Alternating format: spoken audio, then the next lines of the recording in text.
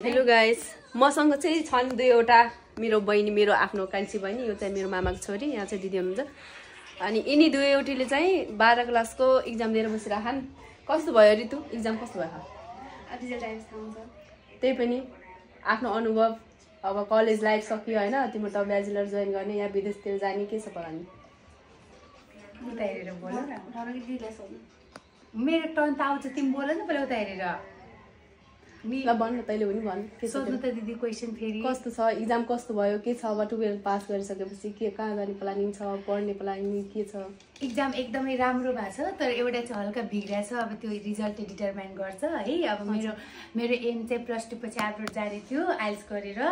अब सोचे जस्तो केही पनि हुन्छ जस्तो त लाग्दैन, तर पनि सोचे अनुसार चाहिँ हामीले आफ्नो काम गर्न चाहिँ छोड्नु हुँदैन।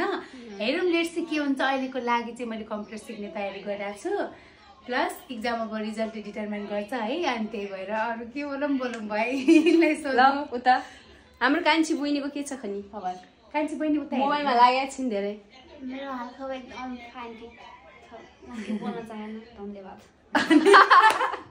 अनि हाम्रो माइली दिदीको हालखबर के छ? घरको चिन्ता त गर्नु पाएन, घर कतै गएको छैन, घर त्यही छ। चिन्ता गरे हैन, मोबाइल हेरिरहेको छु, मलाई निद लागे जस्तो भएको छ। अब चटपटी खाएर अलि टाढो हुने भने चटपटी खामला नि, किन टेन्सन गर्नु भएको? अनि खम्बी बनाएर त एकदम रिल्याक्स पारेको छु, बिन्दास के एकदम उङ्गाइरहेछ। आए हाय मजे दिदा रही है।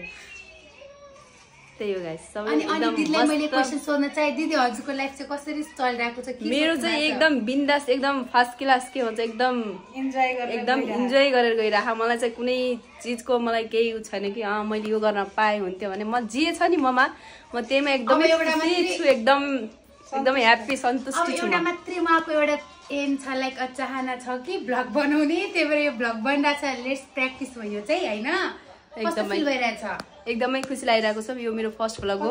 सबैलाई म दिदी इन्टरभ्यू लिन्छ, यति मिठो स्वर छ कि उहाँको एउटा यति मिठो गीत गाइदिनु न ल। यो चाहिँ मेरो माइकी एकछिनको लागि ल, ठिक छ, मलाई जस्तो आउँछ म गाइदिन्छु है। ल, म पनि तयारी रेडी, सबै रेडी अब, सबै यहाँ एकदमै कलाकार छन्। उहाँ पनि एकदम कलाकारै हो, बाथरुम सिङ्गर। ल, मेरो गीत के गीत गाइदिउँ? दिदी हजुर पनि रेडी पोजिसन गीत गाउने भनेपछि फेरि फ्याट्टै आउँदैन कि। ल, त्यही भने ल हजुर।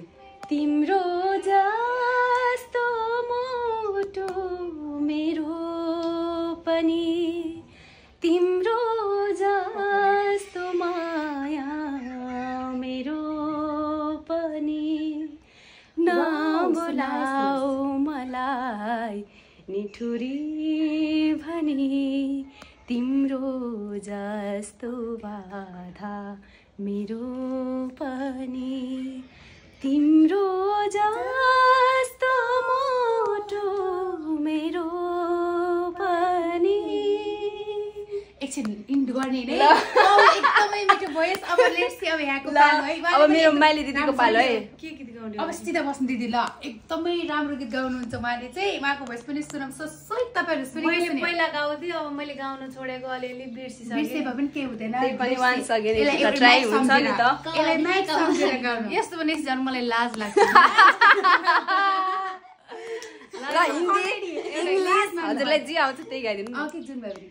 कुन मन्दिरमा जान्छौ यात्री, कुन मन्दिरमा जाने हो, कुन सामग्री पूजा गर्ने, साथ कसरी लाने हो, वाह वाह वाह, कुन मन्दिरमा जान्छौ मलाई त आउँदैन। वाउ, ल सो स्वीट। अब हामी कान्छी बहिनीको आसन मैले सबैजनाले गाइदिने, भलक बिगार्ने काम नगरौँ है। जस्तो आउँछ त्यस्तै गाइदिने।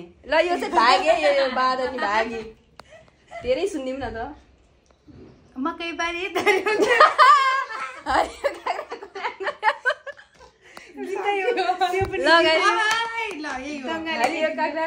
कर्याम मकै बारी दर्याम दाना गोर्याम